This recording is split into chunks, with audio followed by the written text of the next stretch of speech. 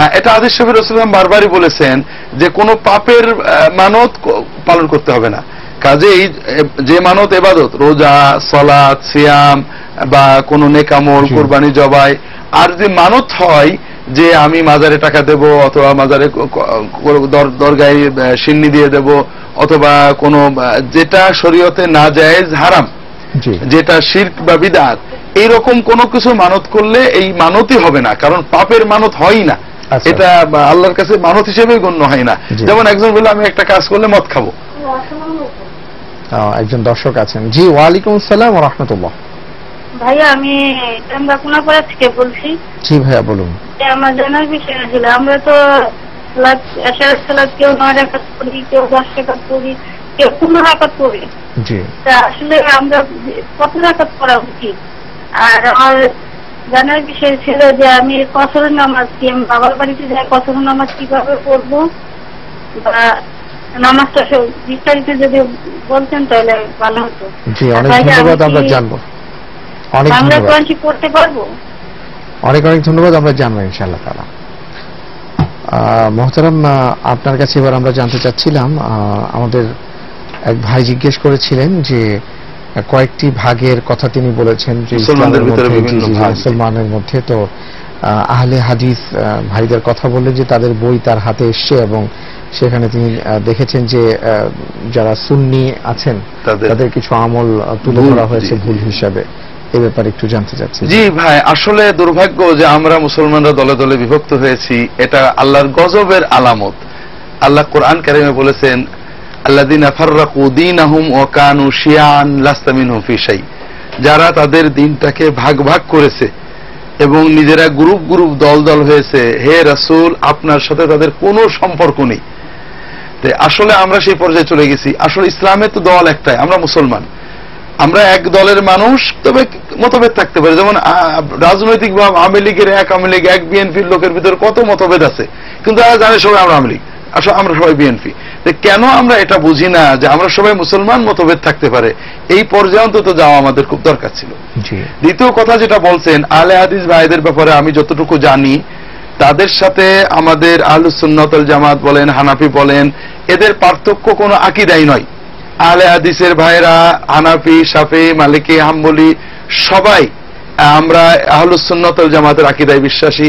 এবং এ ব্যাপারে ইমাম আবু হানিফা রাহমাতুল্লাহ আলাইহি এবং তার মাযহাবের আকীদা বর্ণনা করে ইমাম তাহাবী রাহমাতুল্লাহ আলাইহি যে আকীদার বই লিখেছেন, হাযা আকীদাতু আহলিস সুন্নাত ওয়াল জামাআহ আলা মাযহাবিল ইমাম আবু হানিফা নাম দিয়ে, আবু হানিফা এবং আবু ইউসুফ মুহাম্মদের মাযহাব অনুসারে আহলুস সুন্নাতের আকীদা। আহলে হাদিস ভাইরা এই আকীদায় বিশ্বাস করেন এবং চার মাযহাবের লোকে এই আকীদায় বিশ্বাস করে। কাজে আমরা সবাই এক, আকীদায় এক, বিশ্বাসে এক।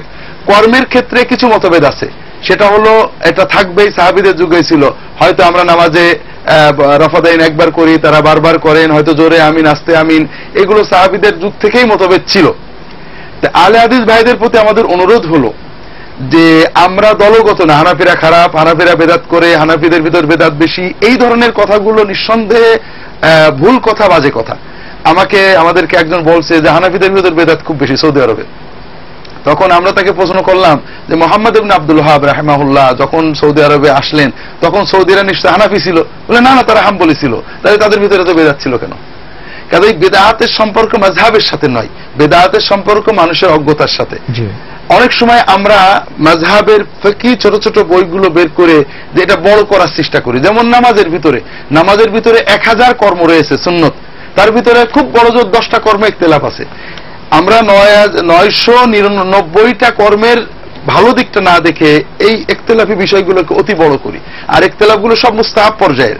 এই জন্য যারা সমালোচনা করবেন তাদেরও এ ব্যাপারে আন্তরিক হতে হবে যে আমরা মুসলমান ভাইদের সংশোধন চাই, শত্রুতা দলাদলি চাই না। আবার আমরা যারা নিজেদেরকে হানাফি বলছি অথবা সুন্নি বলছি, আমাদের বুঝতে হবে আমরা সুন্নি মানে কি, রাসূলুল্লাহ সাল্লাল্লাহু আলাইহি ওয়াসাল্লামের সুন্নত চাই। তাহলে রফুল ইয়াদাইন নবীজির সুন্নত, জোরে আমিন বলা নবীজির সুন্নত, অন্যান্য সুন্নত, ঠিক আছে, আরো একটা সুন্নত আছে, তবে এটাও সুন্নত, অগণিত সাহাবী করেছেন। আমরা সুন্নতকে ঘৃণা করার পরে সুন্নি থাকি কি করে?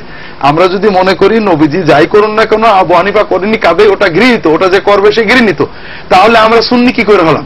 তো এই জন্য আমরা অনুরোধ করব, যারা সমালোচনা করছেন, সমালোচনা কর্মের করব, আদবের সাথে করব, মানুষকে আঘাত না করব, এটা বিদআত।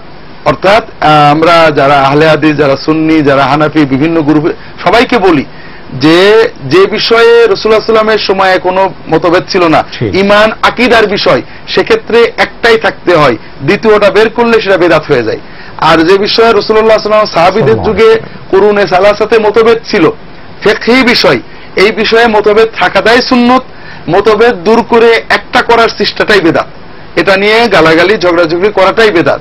কাজে আমরা এ ব্যাপারে শালীন হই, পরিশীলিত হই, উম্মতের ভিতরে ফিতনা না বাঁধিয়ে উম্মতকে ঐক্যবদ্ধ করার চেষ্টা করি। আল্লাহ তৌফিক দান করুন। আমিন। মুহতারাম, আপনার খুব গুরুত্বপূর্ণ কথার জন্য আপনাকে অনেক অনেক ধন্যবাদ। আর এই ক্ষেত্রে আমার যে বিষয়টি মনে পড়ছে যে আসলে আমরা যে কাজগুলোই করছি কাকে খুশি করার জন্য, যদি আল্লাহ সুবহানাহু ওয়া তাআলাকে খুশি করার জন্যই হয়, তাহলে আমাদের উদার মানসিকতার পরিচয় দিতে হবে সব দিক থেকে। সাহাবীরা উদার ছিলেন। জি জি। তো অনেক ধন্যবাদ মুহতারাম। আমাদের হাতে সময় নেই, আজকে বিদায় নিতে হচ্ছে। আমাদের সামনে যে প্রশ্নটি ছিল আমরা ভবিষ্যতে জানবো ইনশাআল্লাহ তাআলা। আজ এই পর্যন্তই। জাযাকাল্লাহু খাইরান।